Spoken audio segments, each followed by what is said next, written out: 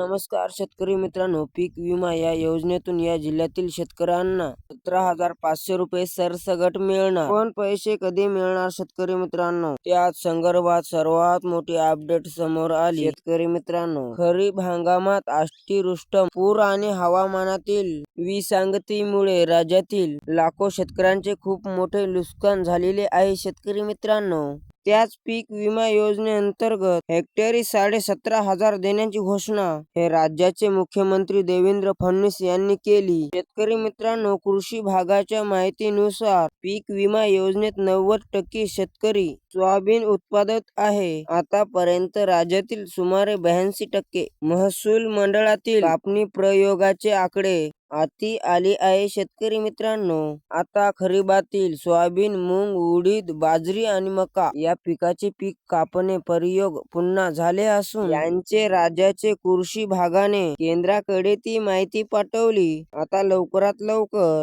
पीक विम्याचे पैसे मिळणार आहे. शेतकरी मित्रांनो, तारीख सुद्धा आलेली आहे. शेतकरी मित्रांनो, पीक विमा मिळण्याची तारीख जर बघितली तर शेतकरी मित्रांनो, 10 एप्रिल रोजी शेतकऱ्यांच्या बँक खात्यावर पीक विमा 17,500 सरसगट येण्याचे चान्स आहे. शेतकरी मित्रांनो, त्यानुसार जिल्ह्याची यादी जर बघितली तर कोणत्या जिल्ह्यांना किती निधी मंजूर झालेली आहे. आता शेतकरी मित्रांनो, त्यानंतर आपण पहिले नाशिक जिल्ह्याचा विचार करू. नाशिक जिल्ह्यामध्ये 3,50,000 शेतकरी आहेत, त्यांना 155 कोटी निधी मंजूर झाला. जळगाव मध्ये 16,921 शेतकरी आहेत, त्यांना 4,88,00,000 एवढा निधी मंजूर झाला. अहिल्यानगर येथे 2,31,000 शेतकरी आहे, त्यांना 160 कोटी एवढा निधी मंजूर झाला. त्यानंतर सोलापूर मध्ये 1,82,534 शेतकरी आहे, त्यांना 111 कोटी 41,00,000 एवढा निधी वितरित मंजूर झालेला आहे. त्यानंतर सातारा मध्ये 40,000 शेतकऱ्यांना 6 कोटी एवढा निधी मंजूर झाला. त्यानंतर सांगली मध्ये 98,000 शेतकऱ्यांना 22 कोटी एवढा निधी मंजूर झाला. त्यानंतर बीड मध्ये 7,70,574 शेतकऱ्यांना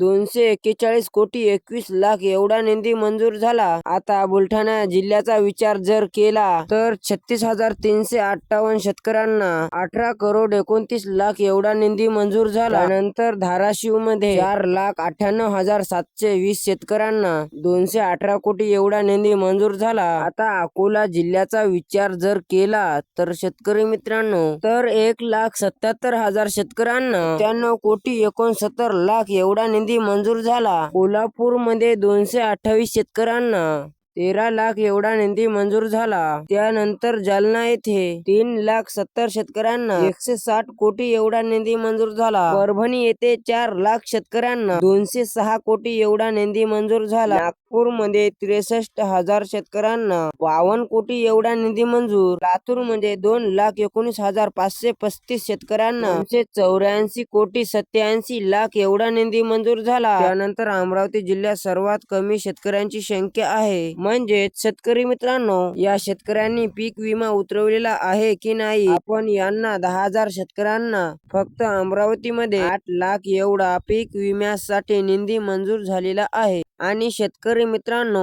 हा निधी शेतकऱ्यांच्या खात्यावरती 10 एप्रिल 2026 रोजी वितरित होणार आहे. शेतकरी मित्रांनो, व्हिडिओ आवडल्यास व्हिडिओला लाईक करा आणि चॅनलला सबस्क्राईब नक्कीच करा. तर चला भेटूया एकदा अशाच नवीन व्हिडिओ मध्ये. धन्यवाद.